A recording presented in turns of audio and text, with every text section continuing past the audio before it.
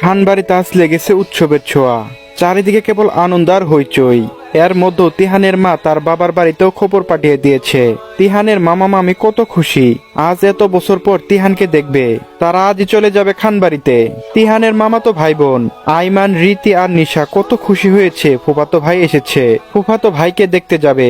আইমান ভাই বোনদের মাঝে সবার বড়, অনার্স চতুর্থ বর্ষে পড়ে। রীতি ইন্টার সেকেন্ড ইয়ারে আর নিশা ছোট 9-এ পড়ে। তিহান নিজের রুমে ঢুকে অবাক দৃষ্টিতে তাকিয়ে আছে। সেই ছোটবেলা এই রুমে তার কত আনাগোনা, কত রাত কাটিয়েছে। 10 বছর সে এই রুমটাতে থাকেনি, তাও সে আগের মতোই আছে। তিহান ছোট থেকে রাগে ছিল। তার মা ব্যতীত তার রুমে কেউ ঢোকার সাহস পেত না। তিহান রুমটার দিকে তাকিয়ে ভাবছে কত রাত জেগে সে এই রুমে এই টেবিলে পড়াশোনা করেছে। এসএসসিতে গোল্ডেন A+ অর্জন করেছে। তিহান ছোট থেকে মেধাবী ছাত্র ছিল। 15 বছর বয়সে এসএসসি পাশ করে। বর্তমানে তিহানের বয়স 26 বছর। নামি দামি 2টা কোম্পানি আছে তার নামে।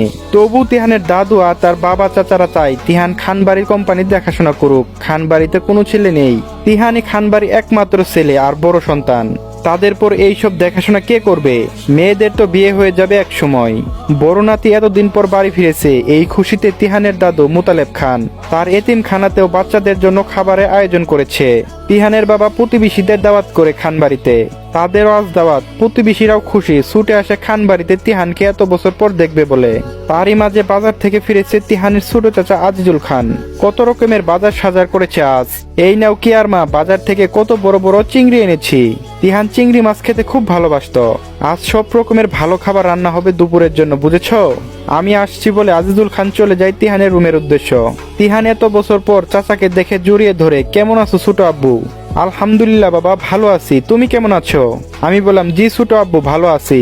তিহানের সাথে কিছুক্ষণ কথা বলে, আচ্ছা তিহান বাবা তুমি ফ্রেশ হয়ে নাও, আজ দুপুরে সবাই একসাথে খাবো বলে আজিজুল খান বেরিয়ে যায়। এরই মাঝে তিহানের মা রুমে প্রবেশ করে বলে, কিরে তিহান, রেডি হসনি? দুপুরে খাওয়া দাওয়া শেষ করে আবার তোর বাবার সাথে এতিমখানায় যেতে হবে।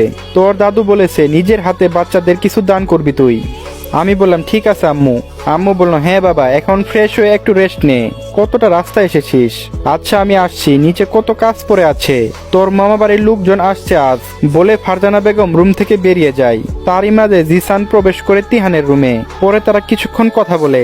জিসান বলে, দোস্ত আমি আসছি, বাড়িতে যেতে হবে। আমি বললাম, আরে দুপুরে খাওয়া দাওয়া করে যাবি না? জিসান বলে, না দোস্ত, আজ না, আরেকদিন আসবো। তারপর তিহান লাগেজটা খুলে কয়েক রকমের 30টা টি-শার্ট বের করে। এর মধ্যে 15টা শার্ট সাদা, বাকিগুলো অন্য রকমের। আমি বললাম, দোস্ত দেখ তো কোনগুলো তোর পছন্দ হয়। জিসান বলল, কেন?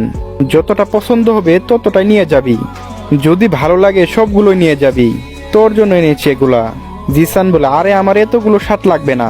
আমি বললাম, তা বললে হবে না, একটা আগে পরে দেখ কেমন লাগে, বাকিগুলো আমি প্যাকেট করে দিচ্ছি।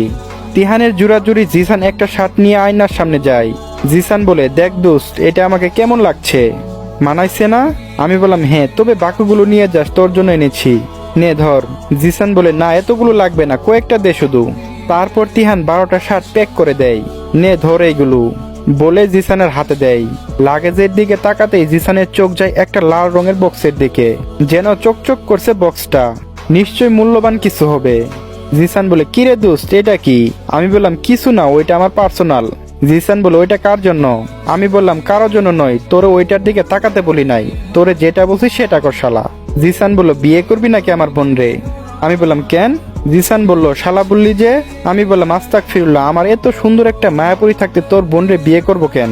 তোর বোন মানে আমারও বোন, বুঝলি? জিসান জিজ্ঞেস করে, তোর ওই মায়াপুরীটা কে, জানতে পারি? আমি বললাম, না। জিসান আবার বলে, কে তোর ওই মায়াপুরী? তুই কারো প্রেমে পড়ছিস নাকি তিহান? আমি বললাম, সিগারেটটা বলা যাবে না, এখন আমি ফ্রেশ হবো, তুই নিচে গিয়ে আড্ডা দে, আমি আসছি।